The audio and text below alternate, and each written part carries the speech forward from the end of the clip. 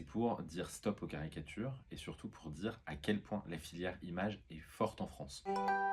On n'a sans doute pas en tête que c'est plus de 10 000 emplois et que c'est une des grandes fiertés françaises à l'international, que c'est de la culture, que c'est de l'économie, que c'est de la formation.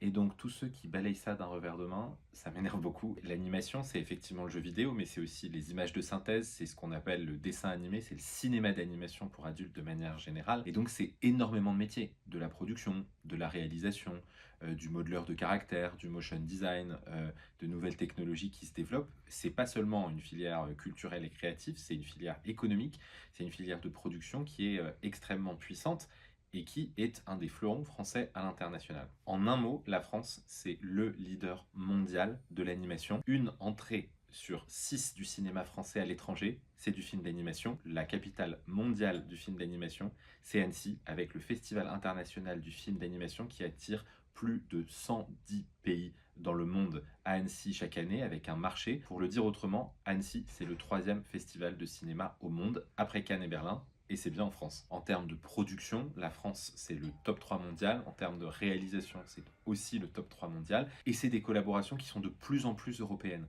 Chez certains de mes collègues qui connaissent sans doute très mal la filière, il y a un peu le sentiment qu'au fond, l'art, la culture, ne devrait pas être soutenu et chacun devrait se débrouiller, c'est le contraire de l'histoire de la France, comme si cette culture, cette création n'avait pas ses propres bénéfices, y compris économiques et sociaux.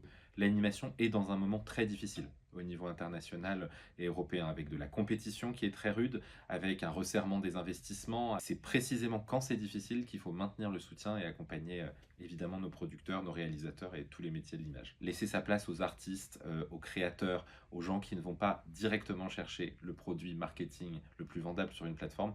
C'est ça la singularité et l'exception culturelle à la française. Et la vitrine qu'est le festival d'Annecy, le marché international du film d'animation, les prix qui y sont donnés, ça a un impact économique. Il suffit de voir les personnes, les 17 000 accrédités qui se rendent au festival d'animation.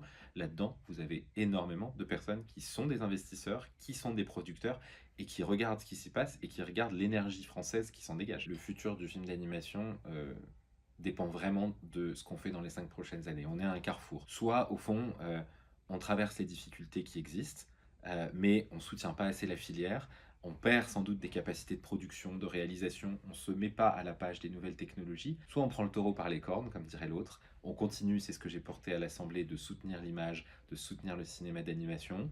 On met encore plus l'accent, c'est ce qu'on est en train de faire à Annecy avec un pôle d'industrie culturelle et créative sur la production et la conception. Et on peut rester, devenir le leader incontesté et de la production et de la réalisation en étant au fond à l'interstice de ce qu'on rêve de faire dans beaucoup de secteurs économiques, à l'interstice de la culture, de l'économie et de la formation.